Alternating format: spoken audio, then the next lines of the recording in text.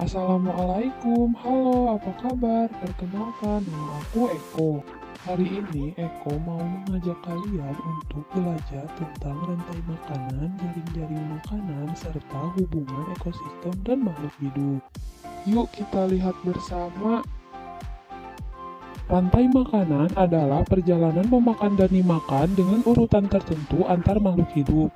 Nah, coba perhatikan contoh di bawah ini. Padi dimakan tikus, kemudian tikus dimakan oleh ular, ular dimakan oleh burung elang. Setelah beberapa waktu, burung elang mati, bangkainya membusuk, diuraikan oleh makhluk hidup, pengurai dan bercampur dengan tanah, membentuk humus. Humus sangat dibutuhkan tumbuhan, terutama rumput. Begitulah seterusnya proses ini berjalan dari waktu ke waktu. Jaring-jaring makanan. Dalam jaring-jaring makanan sendiri, kita dapat menemui banyak jenis organisme produsen ataupun konsumen dan tidak hanya satu. Sebab jaring-jaring makanan merupakan kombinasi dari berbagai jenis rantai makanan yang ada dalam lingkungan hidup. Jadi, jika kita ilustrasikan jaring-jaring makanan di sawah ialah sebagai berikut. Pada jaring-jaring makanan terdapat produsen, yaitu rerumputan atau padi dan juga pohon, yang mana bisa dimakan oleh konsumen tingkat 1, seperti ulat, belalang, dan tikus. Kemudian, konsumen tingkat 1 itu bisa dimakan oleh konsumen tingkat 2, yaitu ayam, katak, dan ular. Selanjutnya, konsumen tingkat 2 bisa dimakan oleh konsumen tingkat akhir, yaitu burung elang. Nah, selanjutnya hubungan makhluk hidup dalam ekosistem. Semua makhluk hidup memiliki kebergantungan yang saling mengisi antara satu dengan yang lainnya. Manusia memerlukan tumbuhan dan hewan juga memerlukan manusia, demikian juga hewan. Nah, hubungan dua makhluk hidup yang berbeda dan sangat erat kaitannya disebut simbiosis.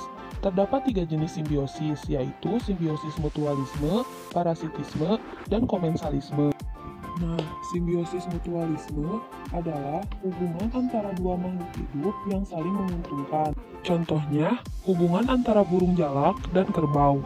Kerbau mendapatkan keuntungan karena kutunya berkurang, sedangkan burung jalak mendapatkan makanan.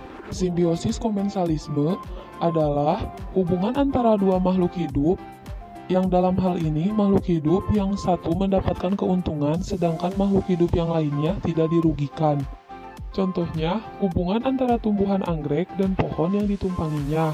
Nah, tumbuhan anggrek mendapat keuntungan karena dapat menumpang hidup pada pohon, dan selama menumpang tersebut, anggrek tidak merugikan pohon.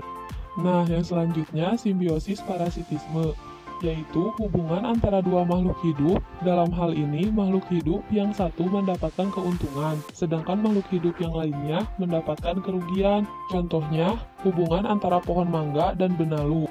Benalu dapat hidup subur karena menghisap zat makanan dari pohon mangga yang ditumpanginya, sehingga pohon mangga lama-lama akan menjadi kurus dan lambat laun bisa mati. Nah, itulah sedikit penjelasan tentang rantai makanan, jaring-jaring makanan, dan hubungan makhluk hidup dengan ekosistem. Terima kasih, sampai jumpa.